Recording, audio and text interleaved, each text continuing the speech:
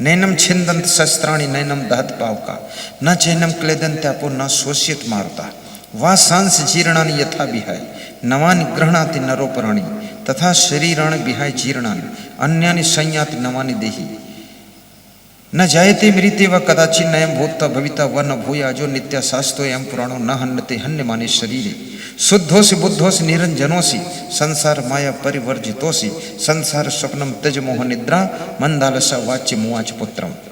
ये आत्मा के स्वरूप का वर्णन कर रहा हूं। और ये भी कहा जाता है कि आत्मा में परमात्मा, ये बहुत बड़ी बात है।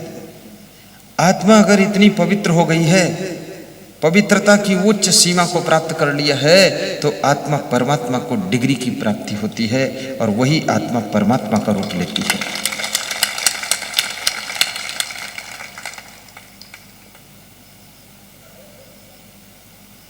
आपका जीवन धन्य हो। आत्मबोध आपको सदैव रहना चाहिए। ये घर परिवार माया मोह के चिकचिक में अपने जीवन को उलझाना मत। कर्तव्य समझ करके काम भी करिए, खेती भी कर लीजिए, व्यवसाय कर लीजिए, अच्छा मकान बना लीजिए, अच्छी गाड़ी ले लीजिए, लेकिन ये खेल सब झूठा है, इसको भी याद रखिए। इस झूठे खेल को खेल लीजिए। असली खिलाड़ी हो तुम सच्चे हो, बाकी खेल झूठा है और झूठे संसार में आकर झूठा खेल खेलना पड़ेगा। इसको खेल करके ये खेल समाप्त होगा। और याद रखना निश्चित, अगर खिलाड़ी को तुम पहचान गए, खिलाड़ी कौन है, वो आत्मा है, तो आत्मा का मोक्ष भी कर सकते हो तुम, उसकी सद्गति हो सकती है।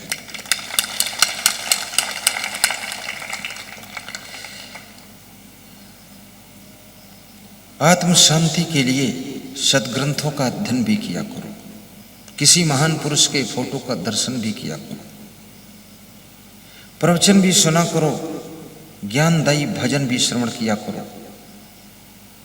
यहाँ पर पुस्तक की दुकान लगी है, उधर वहाँ पर अच्छे अच्छे भजन के पेन ड्राइव भी हैं, ऐसा मुझे सूचना मिली है, और मेमोरी कार्ड भी है, और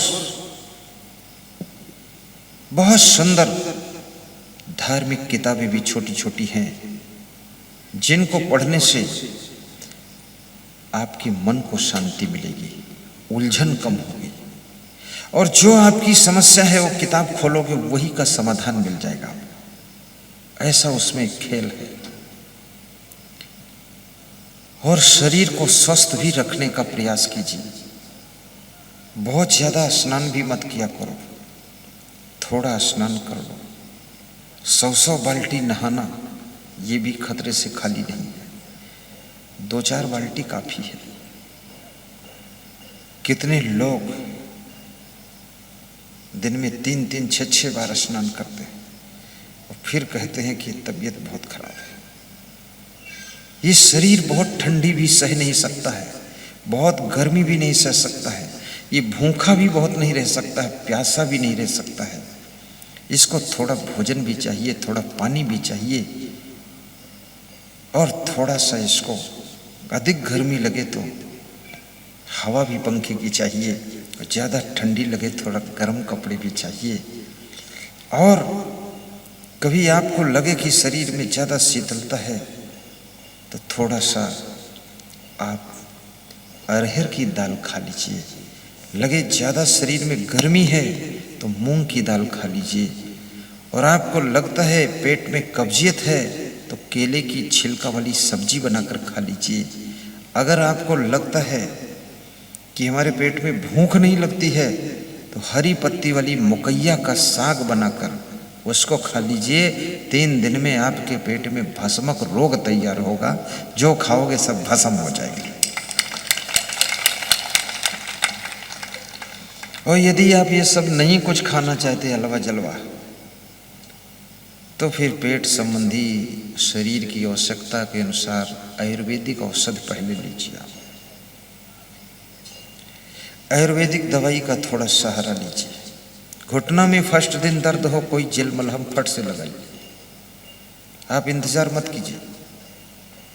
और दर्द हो तो घुटने को ज़्यादा चलाइए, थोड़ा घर में साइकिल पर पैडल घुमाते रहिए, ठीक हो जाएगा। और दर्द हो तुम उसको बिल्कुल झुकाओगे नहीं, उठाओगे नहीं तो वहीं जाम हो जाएगा फिर। 100 मुक्के भी इस पे मारो कम से कम तो भी फायदा होगा, लेकिन कटोरी पे मत मारने, फूट जाएगी। चारों तरफ घुमा के मारो, बीच में जो कटोरी है ना उस पे नहीं मारना है। और मुक्का इधर से मारना है जिधर से कोमल होता है, ये मत मार देना, नहीं अंगूठा भी चोट खा जाएगा। धीरे धीरे धीरे धीरे।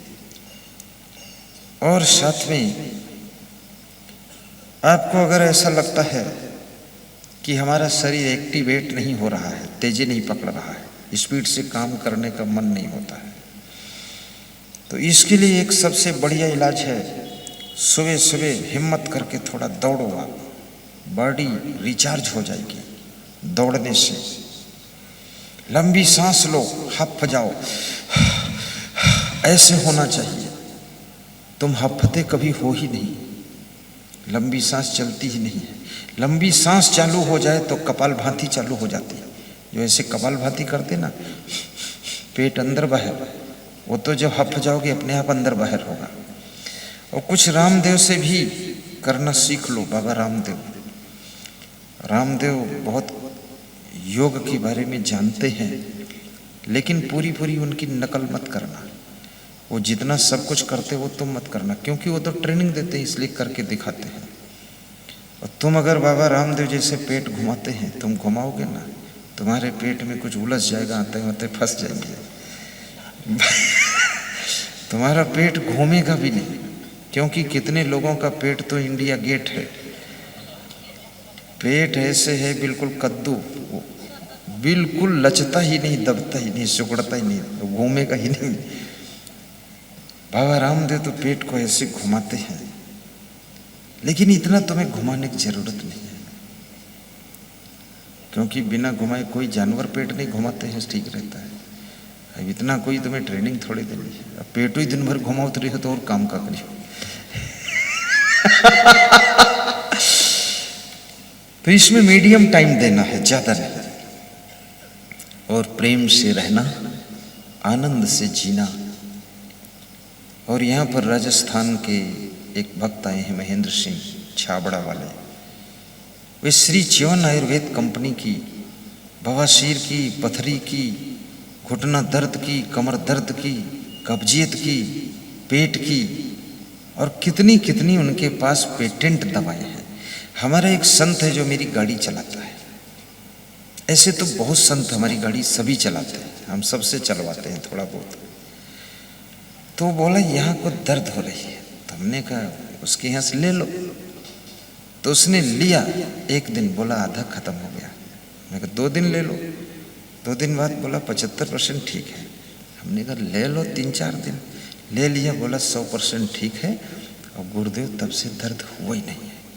वो थी तो घुटना दर्द की दवा, पर उसके हाथ हम कहूँ दर्द हो रहे, बहुत ठीक हुई है, लेकिन पेट दर्द न ठीक हुई हो, तुम समझ रहे।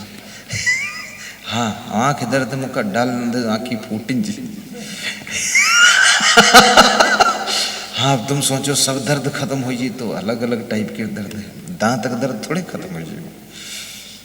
लेकिन ये जो हड्डी संबंधी है, इसमें फायदा है उससे। तो ऐसी कुछ औषधियां भी ले लेना चाहिए। और ये झलरा वाली सब्जियां भी खा लेना चाहिए। झलरा, झलरा जानते हो? झलरा, ये हरी पत्ती वाला सब झलरा, बथुआ का झलरा, उसको खाने से लोहासो आपके शरीर में पहुंचेगा, बहुत खून बनेगा।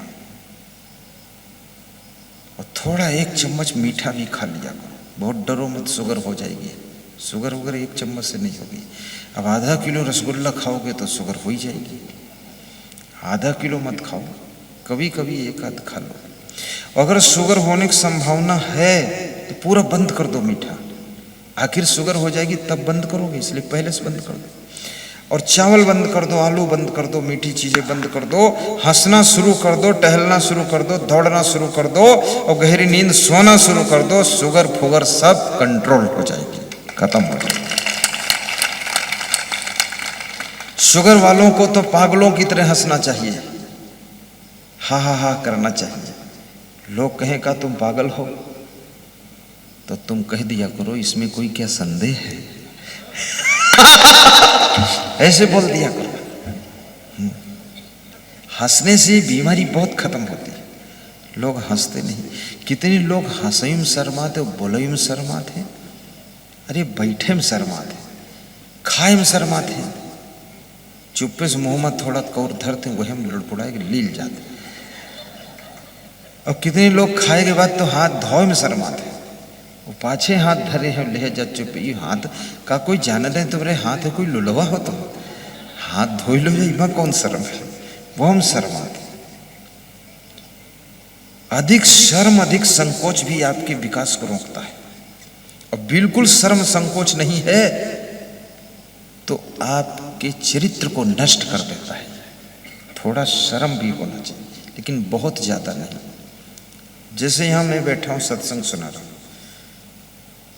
तुम्हें बस इतना शर्माता हूं कि मर्यादा में रहूं, लेकिन अब इतना नहीं शर्माता हूं कि बोल ही ना पाऊं आपके सामने। तुम्हें बोलता तो बेधड़क हूं और सरलता से बोलता हूं, ऐसा नहीं कि बहुत दबाव से सोच सोच और बहुत कुछ अंग्रेजी में बोले है कि संस्कृत कहाँ से, कुछ नहीं, सब सहज जैसे पानी बरसता बहता है ऐसे ही, सोचना नहीं पड़ता हमको, सहज भाव से। तो ऐसे ज्यादा संकोच भी मत करना, इससे विकास रुकता है।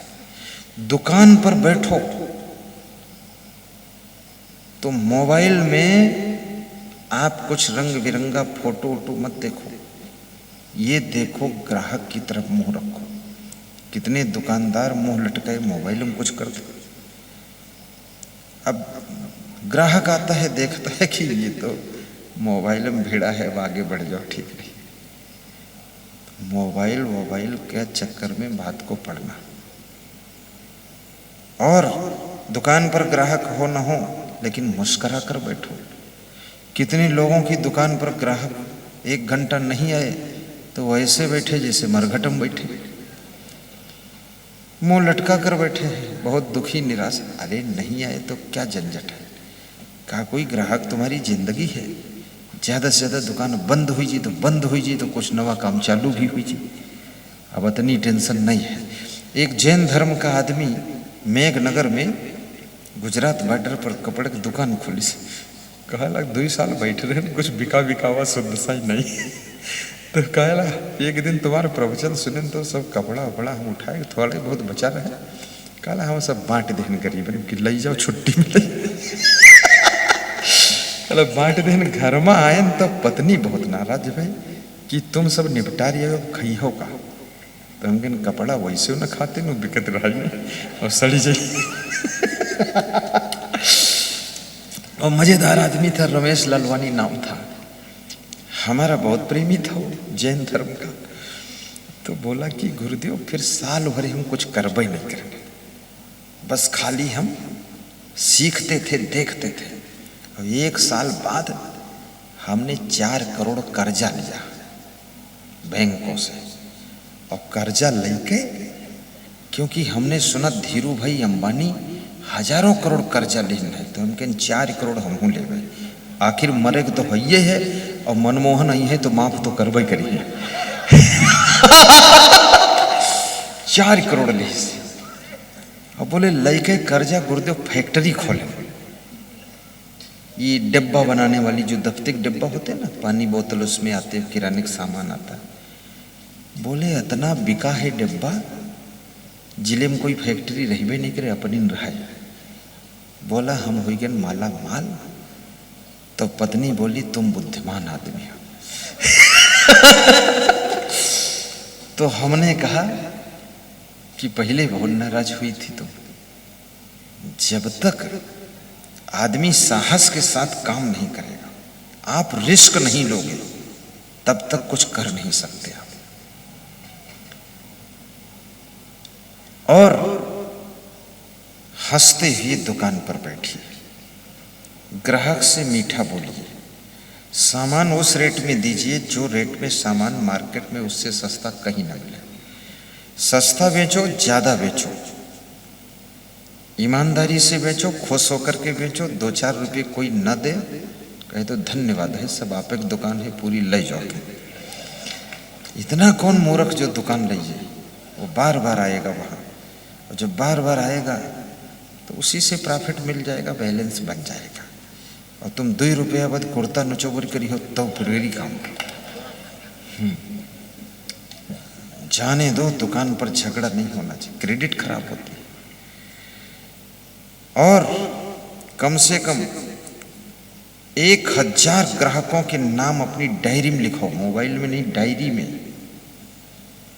और बीच बीच जब खाली हो उनका फोन लगाओ, नाम से बोलो कि राम रईस कुशल मंगल हो, बहुत दिन से आए नहीं, तुमको देखने की इच्छा थी, और देखे वाखे का आओ सौदा ले जाओ, हमारा सामान बिकाए।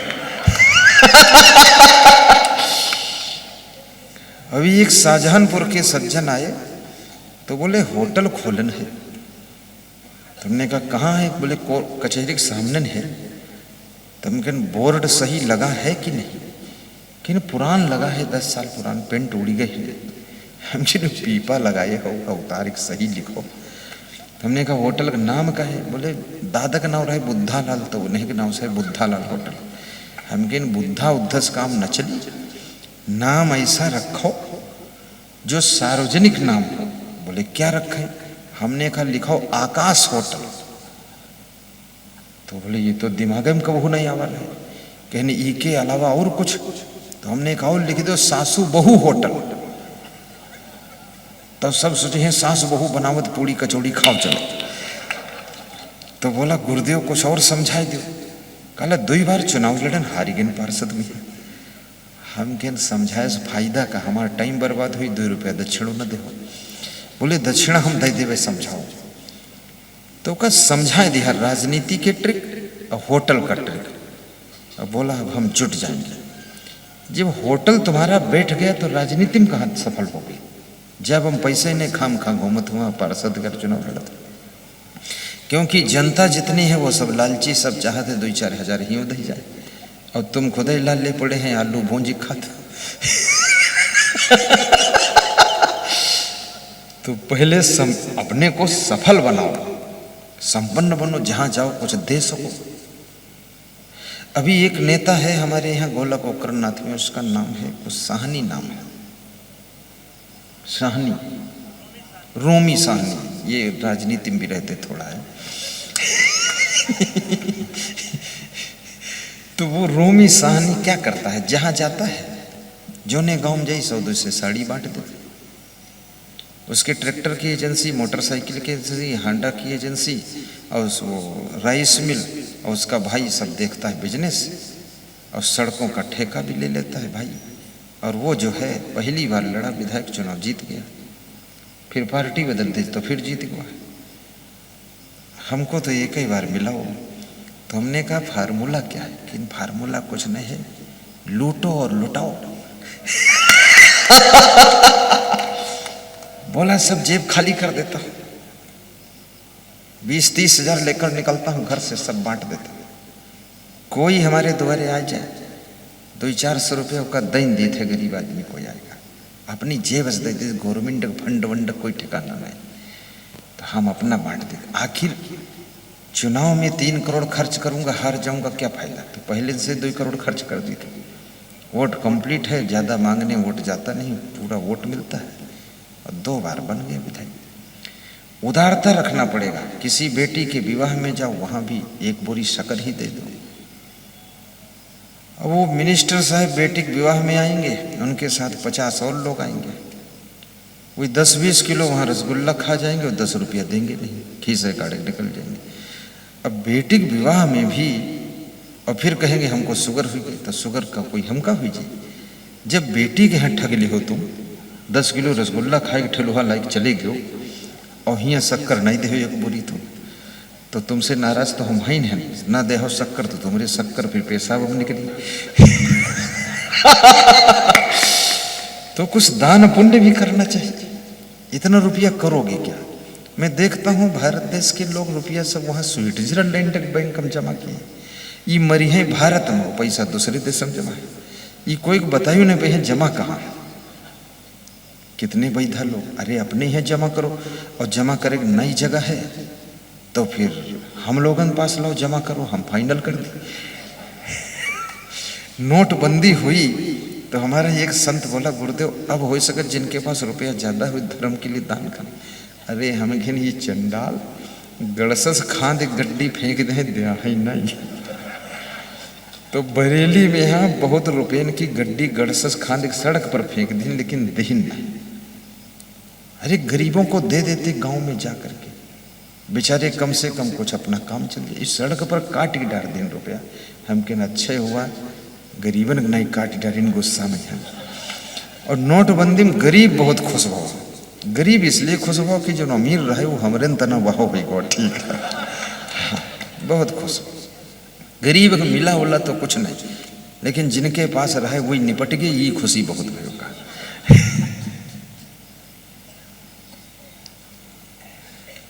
चलिए थोड़ा आपकी ग्रामीण भाषा में बोला हूँ मैं, यहाँ की जो अवधी भाषा है उसमें प्रवचन किया।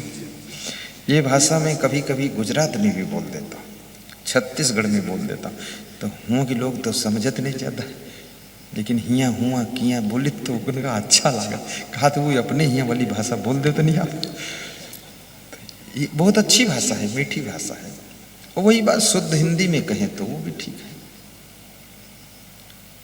तो मेरे कहने का मतलब कि जो भी कार्य करो पूरे आस्था के साथ करो।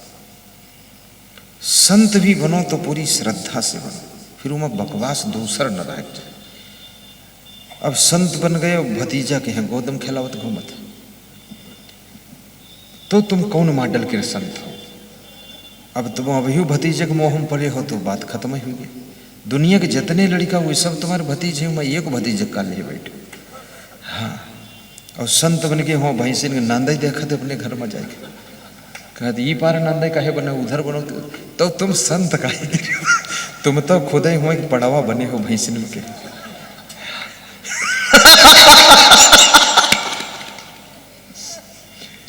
हम संत बन गए, हमको तो एक ही दिमाग लगाना है कि प्रवचन करना है, ज्ञान सीखना है, और साथ में आश्रम को सही ढंग से सेटल हो, भक्तों की सेवा हो जाए, बस।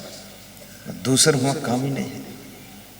और जो घर में भाई लोग हैं कोई बुद्धू थोड़े हैं, बुद्धू हुई है तो हमरे समझा से बुद्धिमान हो न जी नहीं। और जब कुछ करना नहीं चाहेंगे कोढ़ी बन के बैठी है तो उनके लिए हम टेंशन क्यों ले? पान खाए घूमत थोकर तो तुम हुआ लफड़े उनके पास। उनकी बुद्धि हो तो एक प्रवचन सुने, दिमाग सुधारें, होशियारी सीखें, अपना उन्नत करें।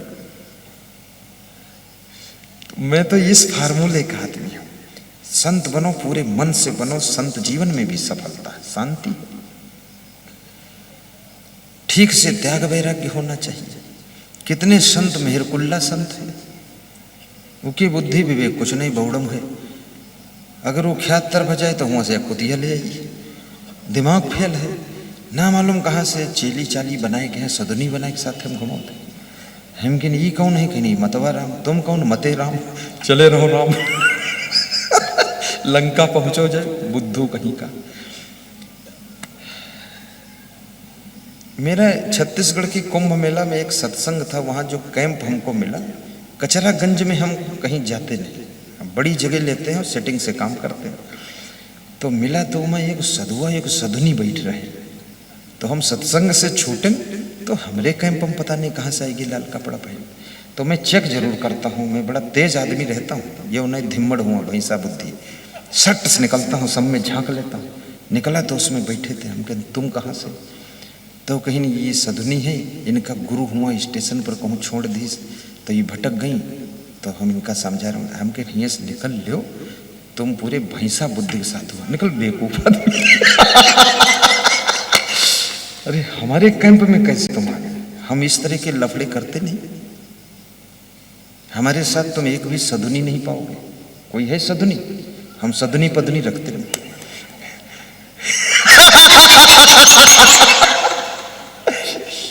क्यों न रहे बांस न बजे बांसुरी, अब सधुनी रखो, लोगों ने संदेह हुई कि सधुनी काहे रखे। कोई बोली तो ना, लेकिन घर में बतलाई है चाहे कि गुरु जी के साथ वह सधुनी काहे रहा है, तो बदनामी नहीं होती। तो हम तो न आश्रम में कोई सधुनी हम बनाते ही नहीं, बस गृहस्थ शिष्य बनो, बस उतने ठीक। सधुनी उधनी फालतू जी का सधुनी बने तो अलग बनो जाए सधुनी। मैं नहीं रखता साथ में, ये अपना नियम मैं बताता हूं। संत को वह कार्य कभी नहीं करना चाहिए जिससे समाज को संदेह हो, क्योंकि संत का स्थान भगवान से भी बड़ा होता है। भगवान ने भी कहा है कि सतुई सब मोमय जग देखे और मोते अधिक संत करी लेखे। भगवान कहते हमसे भी अधिक संत बड़ा है, तो संत को तो फिर समझना चाहिए भी संत यानी संत, जहां भगवान भी झुकता है उसका नाम संत है। इंसान की तो बात छोड़ो, वैराग्य पूरा ठीक से होना चाहिए। और संतों के बारे में लोगों को ज्ञान नहीं। लोग सोचते जो चप्पल जूता न पहरे नंगे पांव चले वो बहुत बड़ा संत है। बड़ा संत नहीं, बौड़म संत है। हाँ, कांटा खोबर गड़त है और कंकड़ गड़त है और लिंगड़ा चलते ये कोई बड़ा है बुद्धू आदमी। अरे 100 रुपये का जूता पहन ली, वहां कौन बर्बादी हो गई। बीड़ी नहीं पीना चाहिए संत को, और बीड़ी पिए थे और नंगे पांव घूमते, और तुम कहा दी बड़ा संत बड़ी तपस्या करे। इससे बड़ा बड़ा नहीं होता। बड़ा होता है जो शुद्ध ब्रह्मचर्य का पालन करे और अपने स्वास्थ्य को भी ठीक रखे, समाज को भी स्वस्थ करे, और समाज में फैली हुई कुरीतियां बुराइयां घर घर के कलह कलेश को अपने सत्संग के माध्यम से खत्म करे, और स्वयं के अंदर काम क्रोध लोभ मोह ईर्ष्या द्वेष अहंकार का अंत करे, तब वो संत हो जाता है।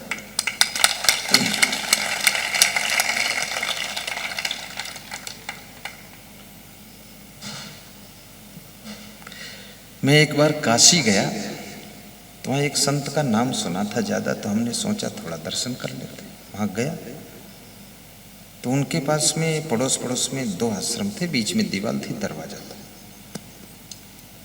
तो वहाँ वो एक सधुनी रखे थे। तो हमने कहा कि महाराज जी सधुनी का क्या काम है? बोले ये तो शुरू से रहती है। तो बोले तुम हियाँ रहो, तुम्हें हियाँ क्या हम महंत बनाई दियो, संस्कृत पढ़ाई दी। हम कहें हम हियाँ अब रात हो गई तो कहूँ जुगाड़ नहीं देते, यहाँ तो घूमे दोबारा आई भाई निकली हुई, कहीं नहीं इतनी बड़ी प्रॉपर्टी है। तो हम कहें चाहे जितनी बड़ी हो, विश्व का राज्य हो, लेकिन मैं यहाँ नहीं रह सकता। बोले विद्वान बना देंगे। हम कहें विद्वता को तो हम कुआं में डाल देते, हम शुद्धता पसंद, विद्वता से कोई मतलब नहीं। कहें बड़ी अजीब आदमी हो, तुम्हारे गांव हम जाते थे। हम कहें गांव में जाओ तो शहर में जाओ, लेकिन हमें ये लफड़ा वाला काम पसंद नहीं। सवेरा हुआ हम निकल रहे पंचवारा लेके क्योंकि संत का मतलब है, तुलसीदास लिखते नारी पुरुष दो हुए त्यागी, तदपि रक्षिए जिम तृण आगी। ये वैराग्य उसका होना चाहिए। और गृहस्थ व्यक्ति को अपनी पत्नी से शुद्ध और पूर्ण प्रेम रखना चाहिए। सद्गृहस्थ के लक्षण हैं। और पत्नी को चाहिए कि अपने पति को प्रेम स्नेह से रखे, और साथ साथ में कोई गलती हो जाए तो एक दूसरे को माफ भी करें, क्षमा भी करें, और घर की फिक्र रखें, लापरवाही न करें, और बच्चों को शिक्षा दीक्षा संस्कार प्रदान करें, और साथ में भक्ति से जुड़े, सत्संग से जुड़े, ताकि घर में शांति बनी रहे। और YouTube में भी प्रवचन सुने, मोबाइल में और टीवी में प्रवचन सुने, और कहीं डायरेक्ट चांस मिल जाए तो वहाँ भी सुने, और गुरुदेव के नियमों के अनुसार रहें, तब उसकी भक्ति फलित होती है और उसके घर में शांति और संपत्ति दोनों का विकास होता है। शानंदम सदनम सुता सुधिया कांता प्रिय लापनी इच्छा पूर्ति धनम सोयोषित रति स्वाज्ञा परासेवका आतिथ्यम प्रतिदिनम शिवपूजनम मिष्ठान्न पानम गृहे साधो संगम उपास्ते सततम धन्यो गृहस्थाश्रम। वह कौन सा गृहस्थाश्रम है जो धन्य होता है, इसके बारे में आपको कल बताऊंगा। आज समय इतने में ही पूरा हो गया। श्लोक बोल दिया हूँ चाणक्य के, लेकिन कल इसका वर्णन करूंगा और आप लोगों को धन्यवाद दूंगा। हम तो धर्म रक्षा के लिए संत हुए हैं, लेकिन तुम देश की रक्षा के लिए अगर अच्छे नेता बन सकते हो तो बनो, और देश को सजाओ, संवारो, विकास करो। ऐसी मैं शुभकामना करता हूँ और सब माताओं बहनों को धन्यवाद देता हूँ। पुरुष बंधुओं के लिए भी शुभाशीर्वाद करता हूँ, अपने गुरु जी से मांगता हूँ आपके घर घर में शांति हो। दोनों हाथ घुटनों पर रखिए, पहली अंगुली अंगूठा जोड़िए, 3 उंगलियां फैलाइए, रीढ़ को सीधा कीजिए और सत्संग विसर्जन का मंत्र बोलिए। सर्वे भवन्तु सुखिनः, सर्वे सन्तु निरामयाः, सर्वे भद्राणि पश्यन्तु मा कश्चित् दुःखभाग् सुखी बसे संसार से, दुखिया रहे न कोई, ऐसी मेरी भावना पूर्ण करो प्रभु सो। ध्यान मूलम गुरुर्मोदति। नयन बंद कीजिए, ध्यान में बैठिए। पूजा मूलम गुरुपदम, मंत्रमूलम गुरुर्वाक्यम, मोक्षमूलम गुरुकृपा, मोक्षमूलम गुरुकृपा। शांति शांति शांति। सभी श्रोता घुटनों पे हाथ रखकर, पहली उंगली अंगूठा जोड़कर, 3 उंगलियां फैलाकर, रीढ़ को सीधा करके ध्यान मुद्रा में 1 मिनट बैठकर इष्ट देव का ध्यान करें।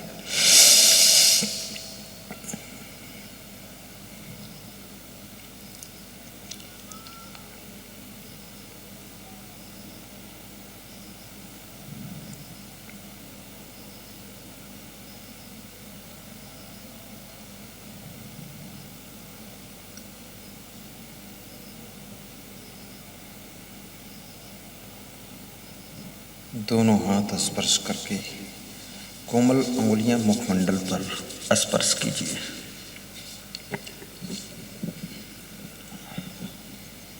हाथ जोड़कर नयन खोलकर दर्शन करते हुए बोलिए, जय सिया राम, जय सिया राम, जय श्री कृष्ण, जय श्री कृष्ण, जय साईं बाबा, जय साईं बाबा, जय कबीर, जय कबीर, जय महावीर, जय महावीर। अंजलि बांध लो, ऐसे नीचे रख लो अंजलि बांधकर। एक कहूँगा तो सिर झुकाना और साहिब बोलना। साहिब का अर्थ होता है श्रेष्ठ, पवित्र, दिव्य, और बंदगी का अर्थ होता है प्रणाम, नमस्कार, अभिवादन। दिव्य आत्माओं को, महान आत्माओं को प्रणाम करने का शब्द है साहिब बंदगी। 3 बार साहिब बंदगी करने से 3 तापों से छुटकारा मिलता है। ऐसे कर लो। 10 उंगलियां जोड़कर करने से 10 इंद्रियां बस में होने की शक्ति पैदा होती है। सिर झुकाने से हमें सद्बुद्धि मिलती है। 1 साहिब, 2 बंदगी। गलत गलत गलत। सिर पूरा झुकना चाहिए और पीठ भी झुक जानी चाहिए। फिर से एक बार, एक कहूँ तो पूरा झुक जाना, और उकड़ू बैठ सको तो बिल्कुल फायदा डबल, पुण्य डबल। उकड़ू बैठकर दोनों पैरों के बीच में अंजलि कर लो। ये तरीका, इसका मेथड यही है। फिर इससे बहुत ज़्यादा पुण्य मिलेगा। 1 साहिब, 2 बंदगी। फिर गलत, सिर उठाओ पूरा। हाँ, ऐसे दर्शन करना चाहिए। 1 साहिब, 2 बंदगी, 1 साहिब, 2 बंदगी। आराम से बैठ जाओ, ताली बजा दो।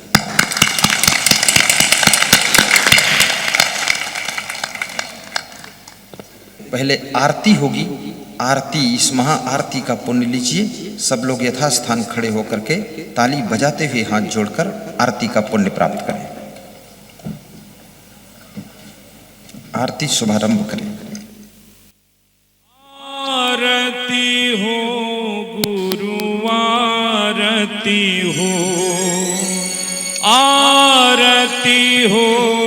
साहेब आरती हो, आरती हो गुरु आरती हो, आरती हो साहेब आरती हो, आरती गरीब निवाज साहेब आरती हो, आरती दीन दयाल साहेब आरती हो, ज्ञान आधार विवेक की बाती, ज्ञान आधार विवेक की बाती, सुरती ज्योति जहाँ जाग साहेब आरती हो, आरती गरीब निवाज साहेब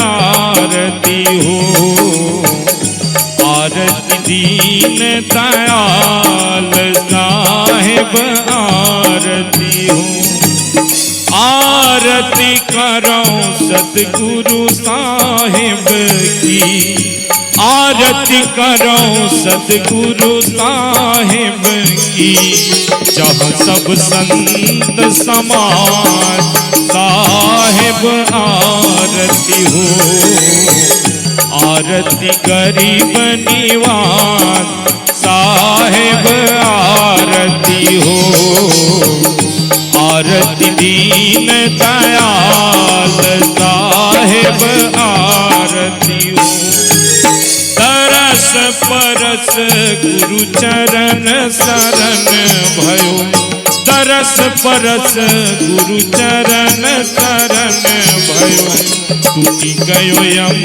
की जाल साहेब आरती हो, आरती गरीब निवाज साहेब आरती हो, आरती दीन दयाल साहेब आरती हो, साहेब कबीर संतन की कृपा से, साहेब कबीर संतन की कृपा से, भयहु परख प्रकाश साहेब आरती हो, आरती गरीब निवाज साहेब आरती हो, आरती दीन दयाल साहेब आरती हो, आरती गरीब निवाज साहेब आरती हो। प्रेम से बोलिए सद्गुरु असंग देव की जय।